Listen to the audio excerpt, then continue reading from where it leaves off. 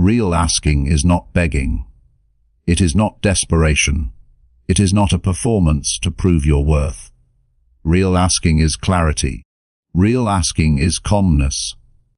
Real asking is confidence expressed through steady words and grounded presence. And once you understand this, the way people respond to you begins to change in ways you never imagined. Most people don't receive what they want. Not because they are unworthy, not because the world is unfair, but because no one ever taught them how to ask. Since childhood, many of us were trained to stay quiet, to not disturb others, to solve everything alone, so we could appear strong. We were taught to hide our needs, to downplay our desires, to avoid looking vulnerable.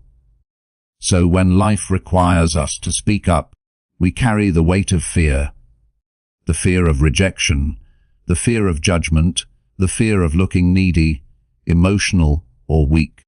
But here's the truth. You are not weak when you ask. You are weak when you stay silent about what matters.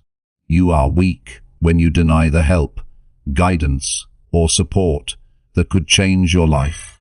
Silence steals more opportunities than rejection ever will. Asking is not about begging for approval. Asking is facing your desire with honesty and speaking it with a calm, steady tone. It is choosing truth over pride. It is choosing clarity over fear. It is choosing courage over the illusion of self-sufficiency, because you understand one simple fact. You have the right to be heard. You have the right to make a request. You have the right to seek what aligns with your growth. There is a reason why people who ask tend to progress faster. It is not because they are better or luckier. It is because they move life forward by initiating. They don't wait. They don't hint. They don't hope someone magically understands their needs. They step forward and speak with intention. Think about it. Every breakthrough in your life began with a question. A question for a chance. A question for guidance. A question for help. A question for clarity. A question that opened a door you couldn't open alone. Life shifts when you shift, and the very first shift is always a question. But to ask powerfully, you must master 3 things. You must know exactly what you're asking for. You must ask with the right energy. And you must detach from the outcome. Because when you ask from fear, your energy trembles. When you ask from lack, people feel the pressure. When you ask from desperation, the thing you want moves further away. But when you ask from calmness, when you ask from a place of self, respect, and inner steadiness, the world responds differently. People feel safe around calm energy. They trust it more. They open to it more. The next 90 minutes are not about hype or motivational noise. This is not a speech meant to make you feel good for a moment. This is a journey inward. Asking is emotional discipline. Asking is inner clarity. Asking is self-leadership. It is the skill that determines the quality of your connections, your opportunities, your career, and your relationships. In this audiobook, you will learn how to ask without fear, how to express your needs without shrinking, how to make a request without making people uncomfortable, how to speak with calm authority instead of anxious urgency. You will understand why sometimes a no isn't rejection. It's timing, clarity, or energy. And you will learn to handle that no with maturity, dignity, and steadiness. We will walk through 10 chapters. Each chapter removes a layer of fear. Each chapter builds a layer of confidence. Each chapter trains a different part of your emotional intelligence. You will learn to face the fear of asking, to identify your real needs, to release pride, shame, and ego, to ask with calm, grounded energy, to be specific and direct, to communicate value instead of pressure, to master timing, to detach from outcomes, to handle rejection with strength, and finally, to become the kind of person people naturally say yes to. This is not the art of manipulation. This is not about forcing outcomes. This is the art of alignment, of asking in a way that honors you and respects the other person. It is the art of clarity, presence, and sincerity. Asking does not change who you are. It reveals the stronger, braver version of you that has been buried under years of silence. It reminds you that receiving begins with expressing, and that everything you want becomes possible the moment you dare to speak it. So take a breath, settle your mind, and enter this journey with openness. Ask clearly, ask calmly, ask without fear. Chapter 1. Face the fear of asking. Most people never ask for what they truly want. Not because they're incapable, but because they're afraid of rejection, afraid of judgment, afraid of looking weak, needy, or unworthy. This fear runs deeper than people admit, and for many, it shapes their entire life without them ever noticing. We were raised to hold our needs inside. We learn directly or indirectly that asking makes us a burden. Speaking up makes us difficult. That showing desire makes us vulnerable. By the time we become adults, silence feels safer than expression.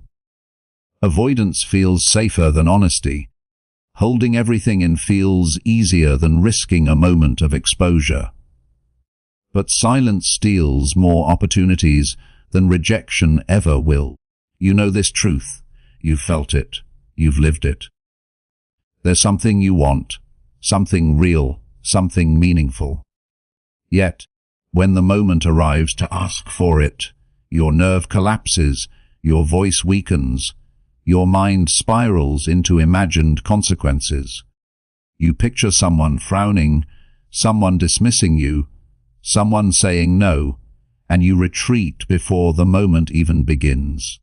This fear doesn't mean you're broken. It means you're wired for survival. Your nervous system is built to avoid shame and social disapproval. It's not your fault, but it is your responsibility to outgrow the instincts that no longer serve you. Because those instincts, if left unchallenged, will trap you inside a life that remains smaller than your potential. You cannot receive what you're too afraid to ask for. Let that truth settle. People who get what they want aren't always more talented or more deserving. They're simply more willing to speak their needs out loud. They open doors with their words, instead of hoping someone else notices their silence. They treat asking like a skill, not a gamble. You can do the same. But first, you have to confront the fear that stops your voice. Not through force, not through denial, through awareness. Fear grows in the dark. It weakens when examined. And the moment you walk toward it instead of away from it, it begins to lose its grip. Picture this. You stand before a door that leads to your next chapter. You can feel the potential behind it. Opportunity, connection, progress. But that door opens only when you knock. Your hand hovers in the air, inches from action, yet frozen by imagined consequences. The fear isn't in the door. The fear is in the distance between your intention and your action. Asking is that action. The moment you do it, the fear breaks. To reach that moment, you need a practice that strengthens your courage internally, not externally. A method that trains your mind to stay steady instead of shrinking. Identify what you've been afraid to ask. You don't have to write anything down. Just look inward. Think of the things you've avoided saying.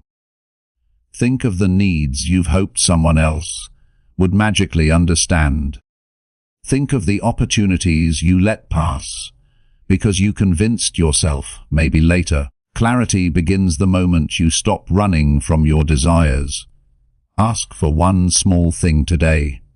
Keep it simple. Ask for a clearer explanation. Ask for someone's time. Ask for help lifting something.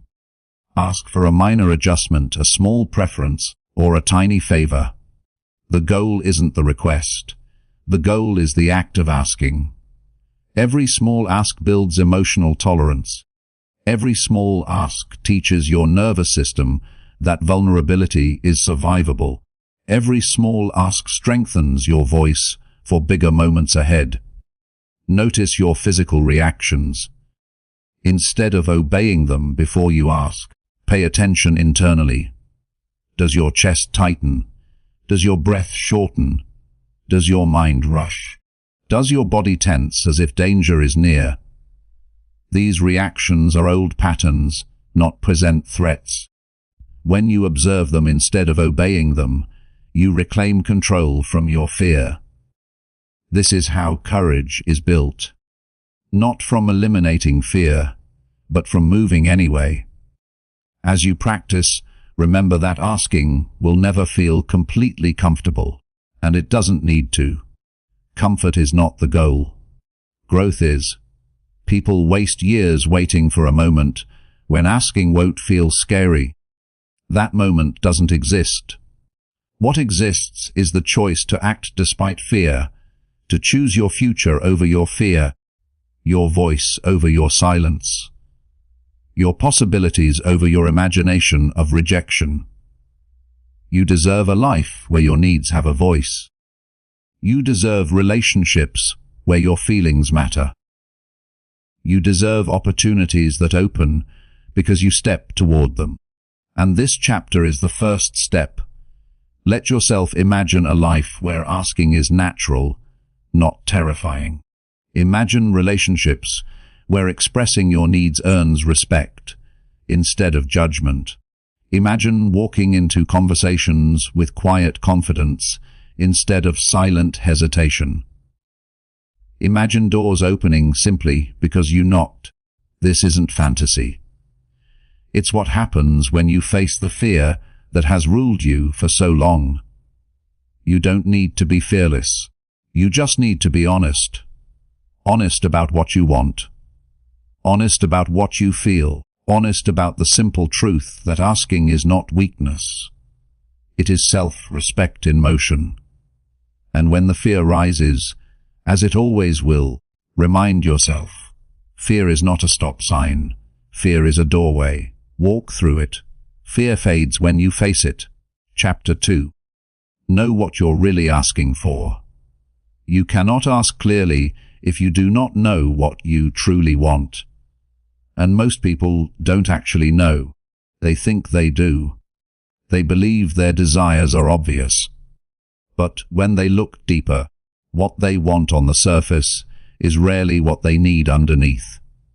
This is why asking feels confusing, intimidating, or overwhelming. You don't just fear the act of asking. You fear asking for the wrong thing. You fear misidentifying the real need. You fear exposing something that isn't fully formed in your mind yet. If your desire is unclear, your voice becomes unclear too, and unclear asking leads to inconsistent results. Clarity is not automatic. Clarity is a decision. Every request you make has a deeper layer beneath it. You're rarely asking for the thing itself. You're asking for what the thing represents. People don't ask for money. They ask for stability, freedom, or a sense of control. People don't ask for attention. They ask to feel seen, valued, or emotionally safe. People don't ask for a favor. They ask for support, partnership, or reassurance. When you don't understand the deeper need, you end up making the wrong request. And the wrong request leads to the wrong outcome. Imagine someone saying, "I want more time." But what they actually want is less stress. Imagine someone saying, "I want a new job." But what they actually want is respect. Imagine someone saying, "I want love." But what they actually want is emotional safety.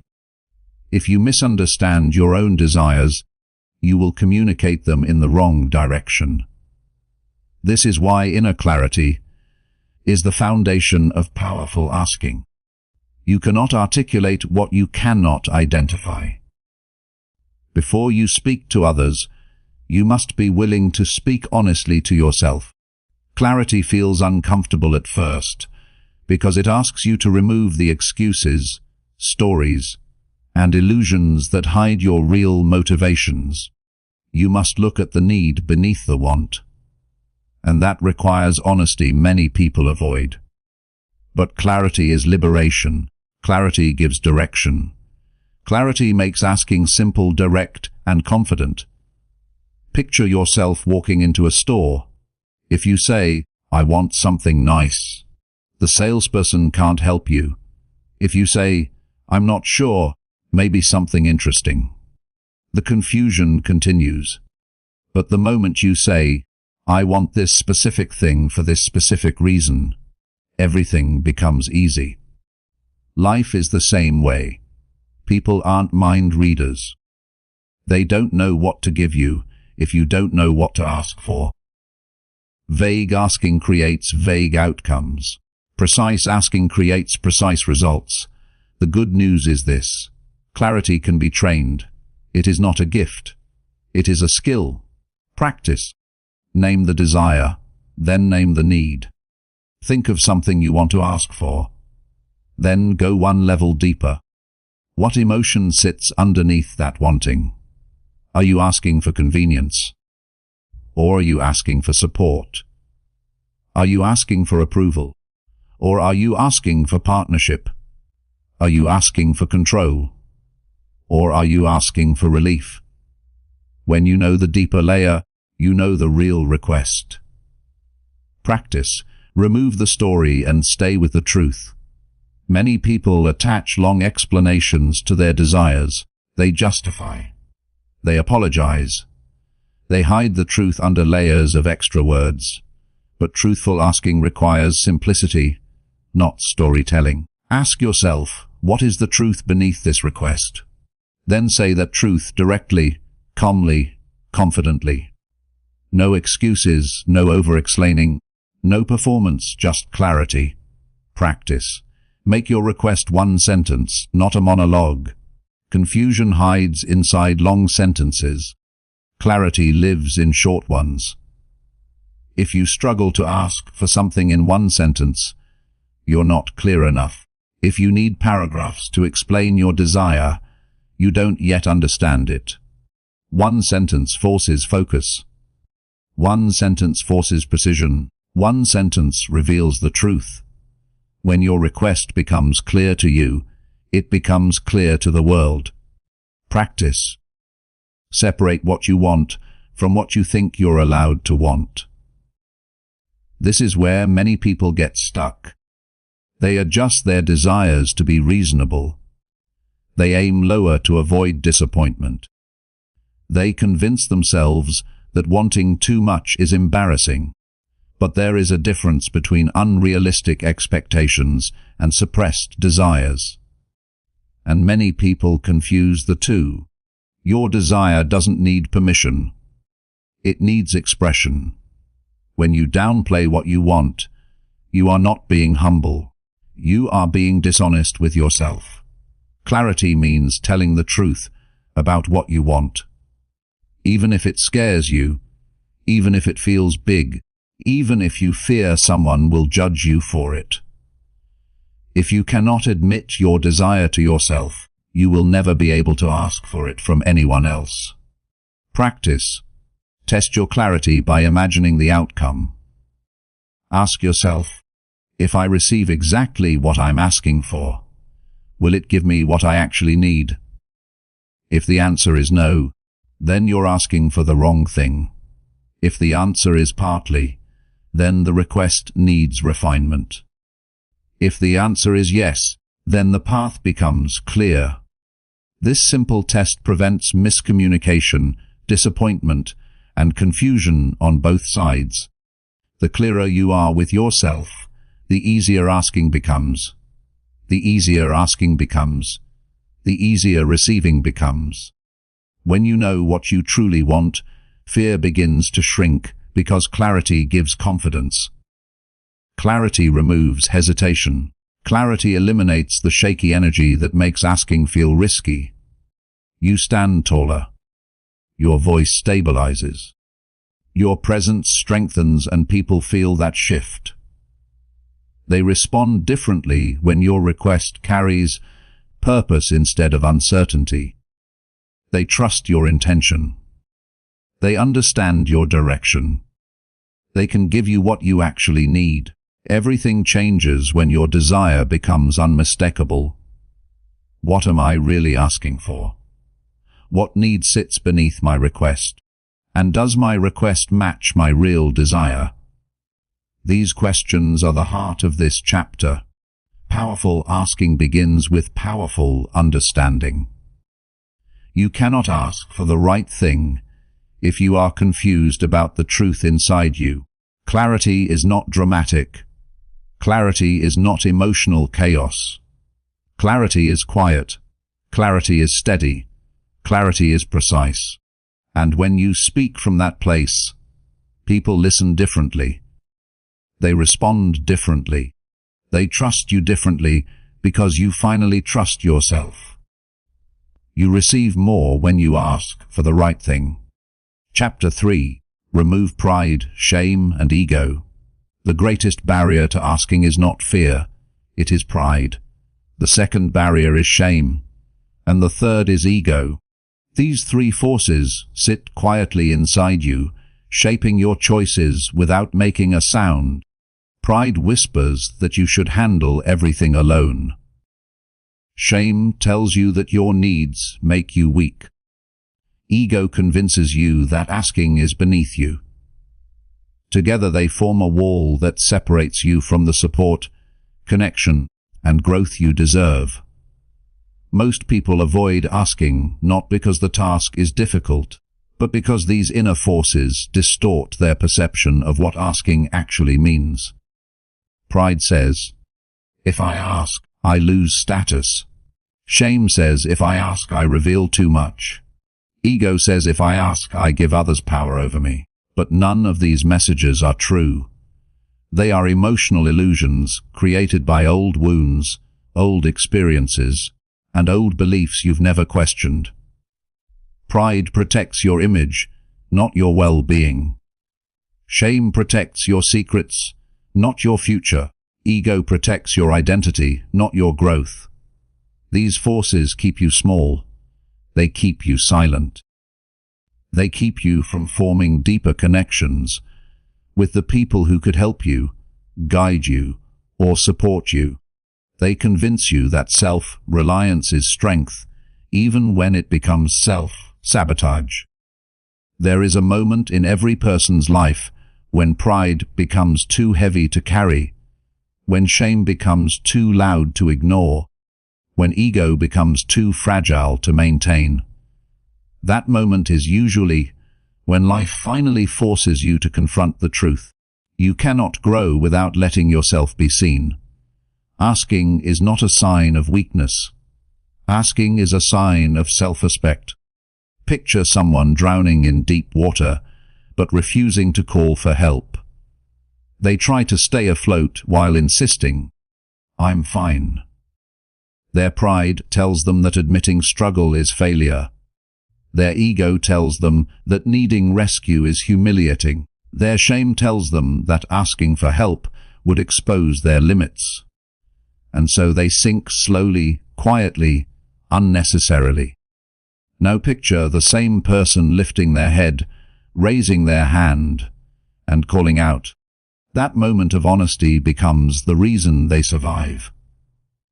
Not because someone saved them, but because they allowed themselves to be saved. This is the emotional truth behind every meaningful ask. You cannot be supported if you pretend you don't need support. Practice. Identify which voice holds you back. Take a quiet moment and ask yourself, when I hesitate to ask for something important, what emotion rises first? Is it the stiffness of pride? Is it the tightness of shame? Is it the defensiveness of ego? Each one feels different. Pride feels rigid. It tells you that you must do everything alone because independence is part of your identity. Shame feels heavy. It tells you that your needs are too much, too complicated, or too embarrassing. Ego feels sharp. It tells you that if you ask, people will have power over you. Identifying the voice is the first step in disarming it. Practice. Rewrite the meaning of asking. Most people grew up associating asking with weakness. But that belief collapses when you redefine the act itself. Asking is not "I can't do this." Asking is "I care enough about this to do it the right way." Asking is not "I am incapable." Asking is "I am intentional." You rewrite the meaning by shifting your internal narrative. Instead of saying, "If I ask, they'll think less of me," tell yourself, "If I ask clearly, they will understand me better." Instead of saying, "If I ask, I'll look needy," remind yourself honest communication creates strong relationships. Instead of saying, "I must figure this out alone," consider collaboration leads to better outcomes. This shift doesn't happen instantly. It happens through repeated truth-telling. Practice lower your guard without losing your strength. One of the biggest misconceptions about asking is that vulnerability equals weakness. In reality, vulnerability is a form of honesty, and honesty is the foundation of emotional strength. Lowering your guard doesn't mean lowering your standards. It doesn't mean allowing yourself to be disrespected. It simply means allowing yourself to be human. Allowing yourself to express a need without apologizing for it. Allowing yourself to be real, not polished. You are strongest when you no longer need to prove strength. Practice. Speak the need without the mask. Most people speak in circles around what they want. They add disclaimers. They soften their voice. They wrap the request in unnecessary politeness. This is the mask. The attempt to protect the ego from possible rejection. But masks make communication harder, not easier. Masks confuse people. Masks hide the truth. Speaking without the mask sounds like this. "This is what I need. This is why it matters. This is how you can help." You are not demanding. You are not begging. You are expressing. Practice. Let your humanity lead. You will never outgrow your need for connection. You will never outgrow your need for clarity. You will never outgrow your need to feel supported. These are not flaws. These are the natural truths of being human. Let your humanity lead when you ask. Not your pride, not your shame, not your ego. People respond to honesty because it is rare. People respect clarity because it is trustworthy. People open up to authenticity because it invites genuine connection. When you show your humanity, you invite others to show theirs. Prompt. Reflect with courage. Ask yourself with complete honesty, what emotion stops me from expressing what I want? Where did I learn that asking is embarrassing? What part of me is afraid of being seen too clearly? These questions reveal the shadows behind your hesitation. They turn avoidance into awareness. Awareness becomes strength. And strength makes asking natural. You no longer hide behind your image. You no longer protect a fragile identity. You no longer choose silence to avoid vulnerability. You choose truth. You choose clarity. You choose growth. Because at the end of it all, pride will not build your future. Shame will not build your confidence. Ego will not build your relationships. But asking will. You are not less when you ask. You become more. You become more honest, more connected, more powerful. And this chapter becomes the turning point. Asking is self-respect in motion. Chapter 4. Ask with calm energy, not desperation. People don't respond to your words, they respond to your energy. You can say all the right things, but if you say them with tension, fear, or emotional pressure, the message changes, your tone changes, your presence changes, and the person listening feels something is off, even if they can't explain why. Desperation is loud, even when the words are quiet. Calmness is powerful, even when the words are soft. Asking is not just about what you say. It is about what you radiate. When you ask from a place of calm, grounded confidence, people naturally lean in. When you ask from a place of panic or neediness, people instinctively pull away. Humans are wired to feel the emotional state behind the request. We sense urgency. We sense insecurity. We sense fear, and we sense calm. This chapter is about mastering that calm. Not the fake kind that hides panic beneath a smile. Not the forced kind that tries to appear strong. But the real calm that comes from inner steadiness.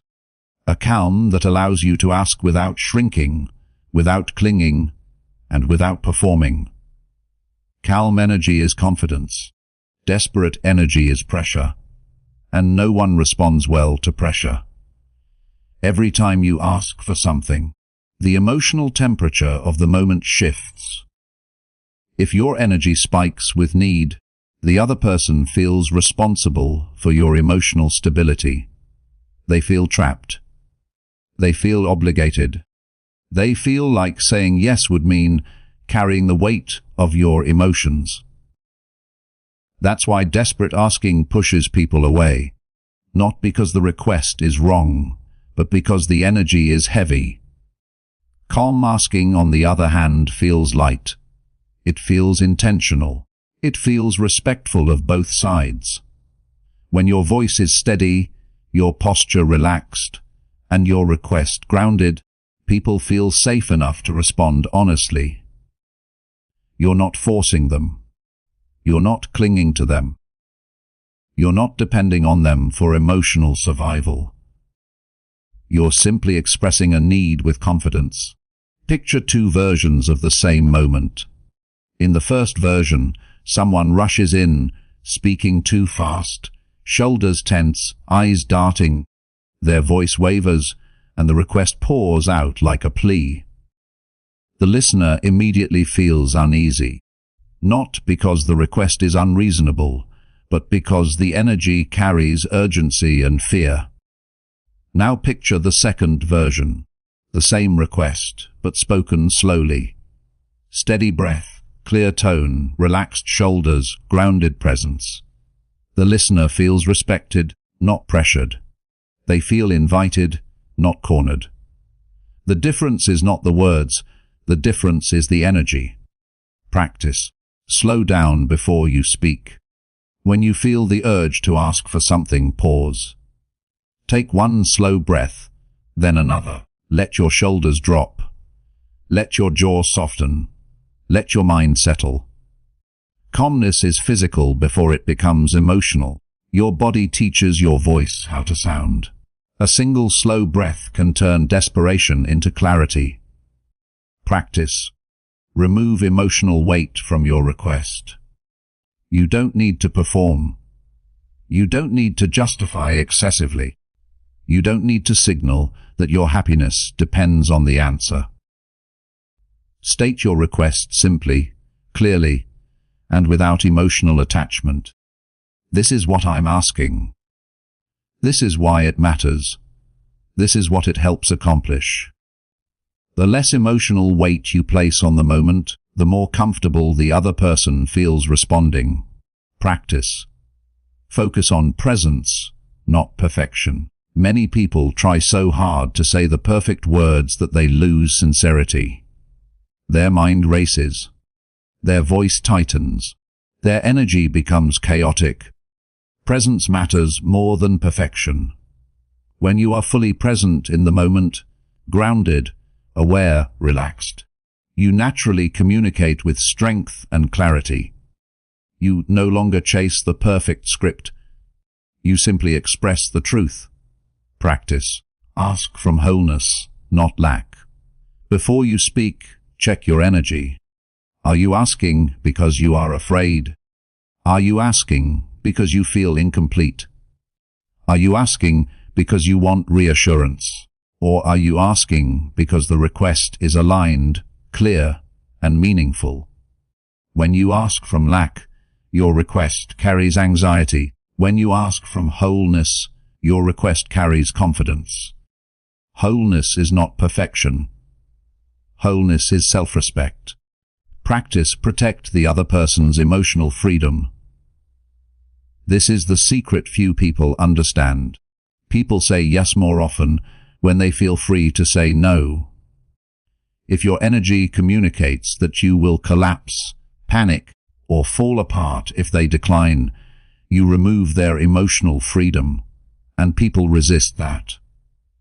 But if your energy communicates, "I'll be okay either way," you create space for honesty, and honesty builds trust. Calm energy says, "I want this. I'm confident asking for it, and I respect whatever answer comes." This is emotional maturity. This is true inner strength. Prompt. Reflect with honesty. What does my energy feel like when I ask for something? Do I create pressure without realizing it? Does my presence make the moment feel safe or heavy?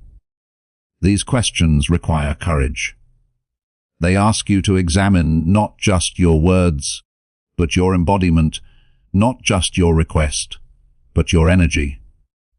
When you understand your emotional presence, you gain control over the experience of asking. You no longer depend on anxiety to guide you. You no longer allow fear to twist your tone. You no longer approach people with urgency that repels them. You ask with steady strength. You ask with quiet certainty. You ask with a calm energy that says, "I am grounded, I am clear, and I'm not defined by this moment." When you ask like this, something shifts in the room. People feel it. They trust you more. They understand you more. They respect you more. Because calm energy communicates maturity. It communicates stability. It communicates self-worth. And the world responds to someone who knows how to hold their own emotional center. Calm energy invites yes. Desperate energy repels it. Ask from the place within you that is steady, not scared. Ask from the place within you that is whole, not lacking. Ask from the place within you that trusts itself, not the outcome. This is how powerful asking begins. This is how confident communication develops. This is how you move from seeking approval to expressing truth. Most people try to get what they want by increasing their intensity. But real influence grows when you decrease your emotional pressure. Strength is not loud. Strength is calm. Strength is grounded. Strength is clear. And when your strength speaks, people listen. Calm energy gets yes. Chapter 5. The power of specific asking. Most people don't get what they want because they don't ask specifically enough. They ask vaguely, hoping others will fill in the blanks, but no one can fill in the blanks for you. Vague asking creates confusion. Confusion creates hesitation. Hesitation creates distance. And distance creates disappointment. When you say things like, "Can you help me?" or "I need something," you leave the other person guessing. Guessing leads to misunderstandings, and misunderstandings lead to outcomes that don't match what you had in mind. Specificity removes guessing. Specificity removes friction. Specificity removes the emotional fog that makes communication harder than it needs to be. Specific asking is powerful because it removes uncertainty for you and for the person listening. When you clearly state what you want, when you want it, and why it matters, people can respond with confidence instead of confusion. Clarity creates confidence. Confidence creates cooperation.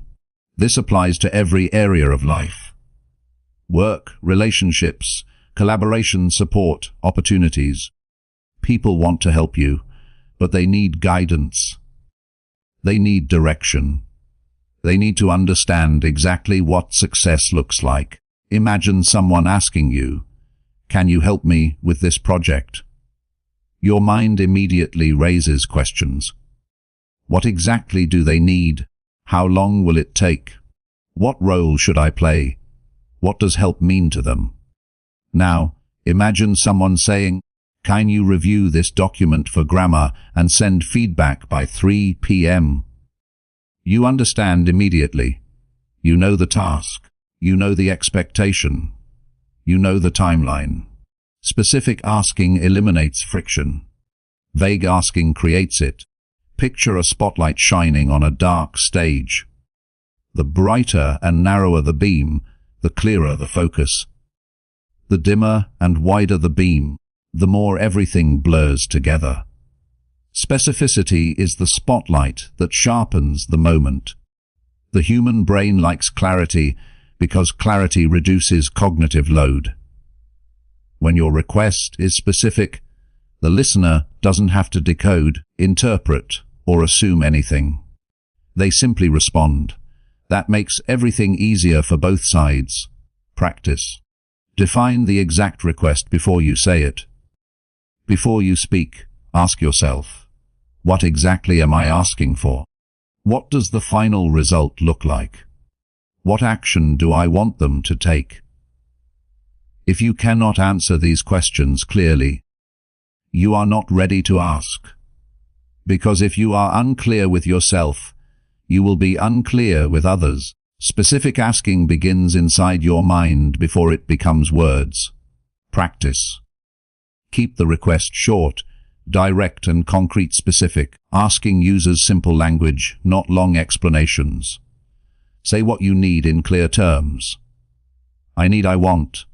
Could you do? Please send. Short sentences create strong requests. Long winding explanations turn into emotional fork.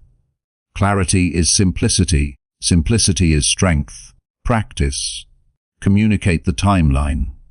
Most vague requests fail because they lack timing. People don't know whether you mean now, later, tomorrow, or whenever. If time matters, state it. If timing is flexible, state that too. By the end of the day, before the meeting, sometime this week, when you have a moment, no rush. These details remove confusion, and removing confusion builds trust. Practice. Explain the purpose without over-explaining. Specific asking often includes the why, but the why should be concise, not a story. This helps me finish the report. This supports the team. This helps us stay aligned. Purpose creates context, and context increases cooperation. But too much context becomes noise. Practice. Describe the finish line, not the entire road. People don't need every detail. They need the destination. What does success look like? That's the real question you must answer. When you describe the finish line, the specific outcome, you give others a clear target. The how can be flexible. The what must be precise. Specificity unlocks efficiency. Specificity unlocks alignment. Specificity unlocks better results. Practice. Speak with grounded confidence, not apology. Many people weaken their requests by apologizing or minimizing them. They say, "Sorry, could you maybe?" I hate to bother you, but if it's not too much trouble.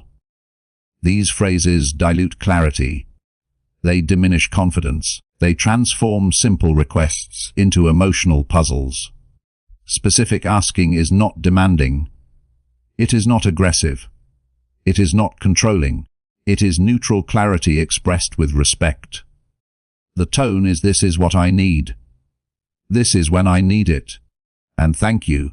This kind of clarity feels strong but not harsh, direct but not pushy, precise but not cold. Prompt. Reflect on your communication patterns. Ask yourself, do I expect others to guess what I want? Do I stay vague because I fear sounding too direct? Do I avoid clarity because I fear being judged? These patterns often begin in childhood from environments where speaking directly felt risky, but adulthood requires a different skill set. It asks for emotional maturity, not emotional guessing. It asks for honest communication, not hidden expectations. Prompt. Reflect on how clarity would change your life. What would improve if you asked more specifically your relationships, your career, your teamwork, your ability to get what you actually want? Specific asking prevents resentment because it prevents misunderstanding. It prevents disappointment because it prevents misalignment. It creates stronger trust because it creates clearer expectations. The world responds better to clear signals than blurry ones. When you speak clearly, people listen differently. When you ask precisely, people respond more effectively. When you remove vagueness, you remove unnecessary conflict. Your life becomes simpler. Your interactions become smoother. Your results become sharper because you finally stopped hoping people would figure it out, and you started guiding them with clarity. Clarity increases your odds. Specificity strengthens your voice, and specific asking changes everything. Say what you need. Say it clearly. Say it directly. And watch how the world answers you with more accuracy, more respect, and more support than ever before. Clarity creates results. Chapter 6. Communicate value, not demand. People don't say yes because you ask. They say yes because your request feels respectful, clear, and valuable. Most requests fail because they feel like pressure instead of partnership. Even when the words are polite, the energy behind them can feel heavy. Rushed tone, anxious urgency, or subtle entitlement. People sense when they're being pulled, pushed, or cornered, and the natural human response to pressure is resistance. When you communicate value, everything shifts. Your request feels lighter. The moment feels safer. The other person feels considered instead of used. Value is not manipulation. Value is clarity. It means showing why the request matters. Not in a dramatic way, but in a grounded, purposeful way. When someone understands how their contribution makes a difference, their willingness to help rises naturally. People want to feel helpful, not obligated. Imagine someone asking you, "Can you do this?" with no context, no gratitude, no clarity. Now imagine someone saying your input will make this stronger. Could you take a look? Same task, completely different emotional impact. Value invites cooperation. Demand invites resistance. To communicate value, begin by slowing your tone. Let the person feel that you are speaking with intentionality, not desperation. A calm voice shows that you respect their time, not claim it. Appreciation also plays a role. Not flattery, but honest acknowledgement. A simple, "I appreciate your help," reshapes the emotional atmosphere. People respond better when they feel autonomous. Give them space. Phrases like, "If this works for you," or "When you have a moment," protect their freedom. When someone feels free to decline, they're more comfortable saying yes. Your energy is part of the message. If you ask with tension, they feel tension. If you ask with calmness, they feel calmness. If you ask with respect, they feel respected. Communicating value also means sharing the purpose without oversharing. You don't need long explanations that create emotional fog. You only need clarity. This helps us move forward. Your insight improves this. This keeps us aligned. Simplicity is strength. Respect is influence. Value is persuasion. People are far more likely to help when helping feels meaningful. And they are far more willing to say yes when the request comes from someone who leads with maturity instead of entitlement. When you communicate value, you elevate the moment. When you communicate value, you elevate the relationship. And when you communicate value, the world becomes more open to supporting you. Chapter 7. The Timing Principle. A good request at the wrong time becomes a bad request. Timing doesn't just influence the outcome, it shapes it. Right timing turns asking into a connection. Wrong timing turns it into conflict. Most people focus only on what they want to say. They rarely consider when they should say it. But timing is a quiet force that determines whether your words land with clarity or collide with resistance. You can be clear, respectful, and calm, yet still get a no simply because the moment was misaligned. Humans are emotional beings. We react not only to the message, but to the moment. And some moments simply cannot receive a request, no matter how well crafted it is. Timing is about emotional awareness. Timing is about reading the room. Timing is about understanding when a person's mind and heart are open and when they are not. This chapter teaches you how to sense the right moment, not force it. Imagine someone interrupting you while you are stressed, busy, or mentally overloaded. Even a small request feels heavy because your emotional bandwidth is low. Now imagine the same person approaching you when your energy is lighter, calmer, more open. The request feels easier. Nothing about the request changed, only the timing. People don't reject requests. People reject pressure placed at the wrong time. Timing is respect in motion. It communicates that you see the other person. It shows you're not trapped in your own urgency. It signals emotional maturity. When you ask at the right time, your words flow into an open space. When you ask at the wrong time, your words collide with a closed door. Picture a river. When the tide is rising, the water lifts everything naturally. But when the tide is falling, pushing forward becomes struggle. Asking works the same way. The emotional tide matters. Before you ask for anything, observe the person. Are they tense, distracted, rushed, irritated, preoccupied? Their body language gives clues you cannot ignore. Tension in the face, short answers, fast movements, closed posture. These are signs the emotional weather is stormy. You don't sail during a storm. Sure, you wait for calmer water. Every interaction contains small windows, moments when the other person relaxes, pauses, or transitions between tasks. These are powerful openings.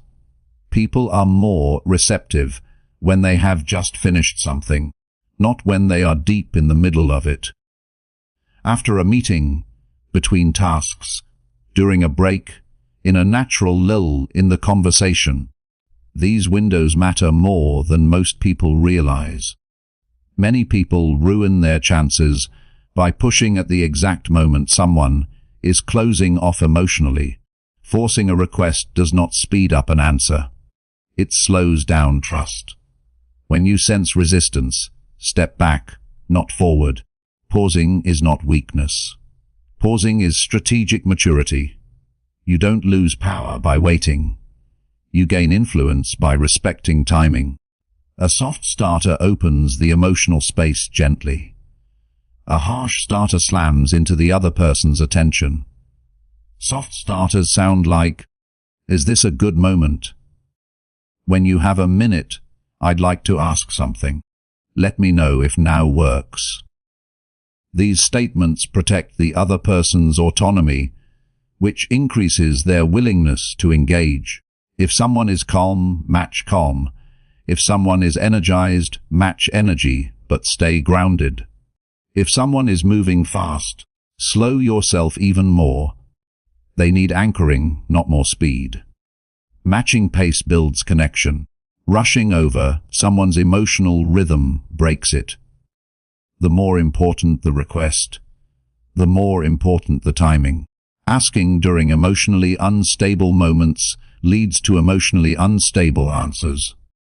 If the outcome will shape your future, a raise, a commitment, a decision, give timing your full respect. The question is not, when do I want to ask?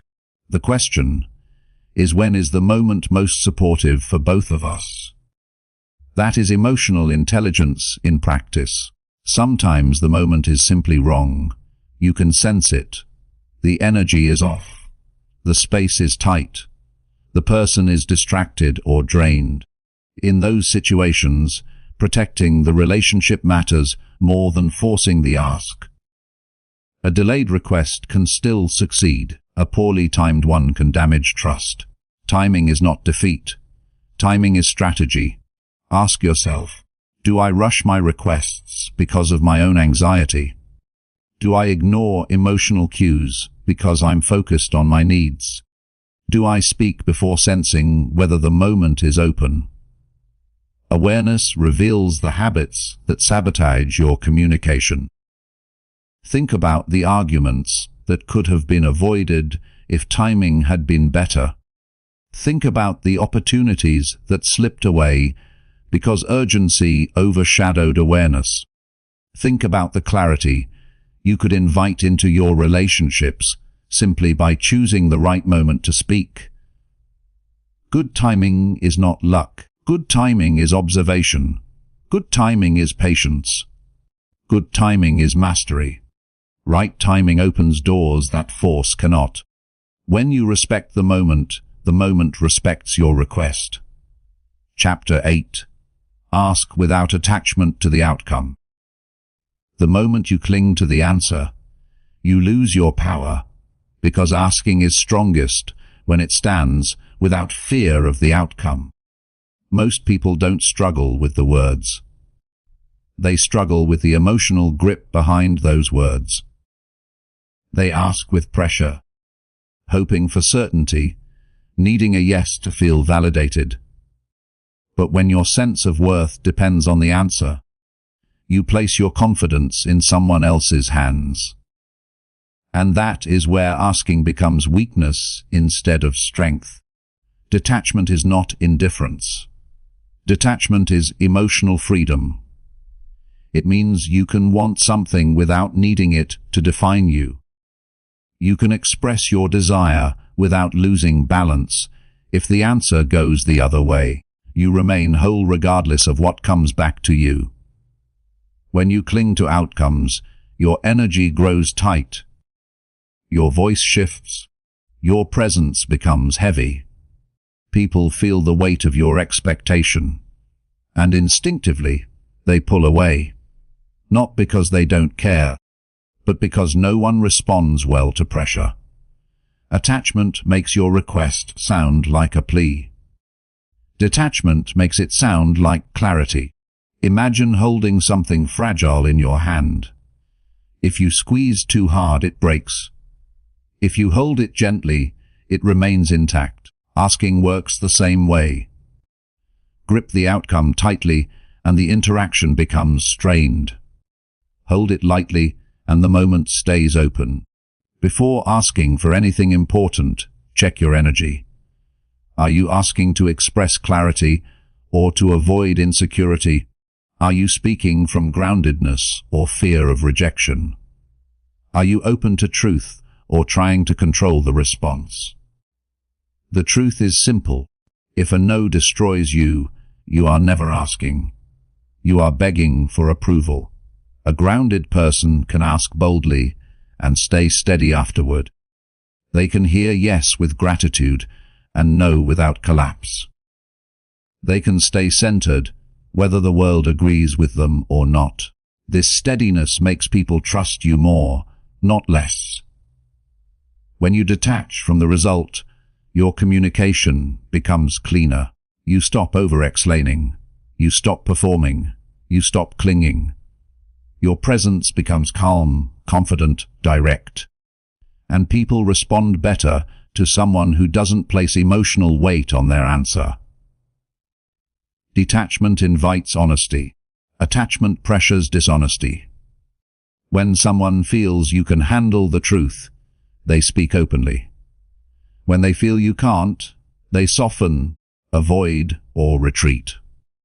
Detachment strengthens relationships because it allows space for real responses instead of forced ones. Let the other person feel your stability, not your fear. Let them feel your clarity, not your anxiety. Let them feel your confidence, not your attachment. Whatever the outcome, you remain yourself. You remain whole. You remain capable of asking again with more wisdom, more strength, more calmness. The strongest ask is the one that stands independent of the answer. And the strongest version of you is the one who stays centered whether the world says yes or no. Chapter 9. Handle no with grace and power. Most people fear no more than failure itself because no feels personal. It feels like judgment. It feels like a strike against our worth. But no is rarely about you and almost never about your value. A no simply means the moment, the capacity, the conditions, or the alignment isn't there. It is information, not insult. It is direction, not dismissal. And learning to hear no without collapsing is one of the greatest emotional skills you will ever develop. When people crumble at rejection, it's not the no that wounds them. It's the story they attach to it. They don't respect me. I shouldn't have asked. I'm not good enough. None of these stories are true, but they feel true when insecurity is in control.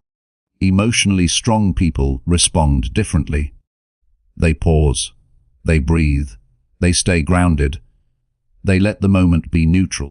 Instead of interpreting no as a threat, they treat it as data. Was my timing off? Was my request unclear? Is this simply not the right person? Is this a message to refine, not retreat? A calm response to no strengthens relationships. When you remain steady, you show maturity.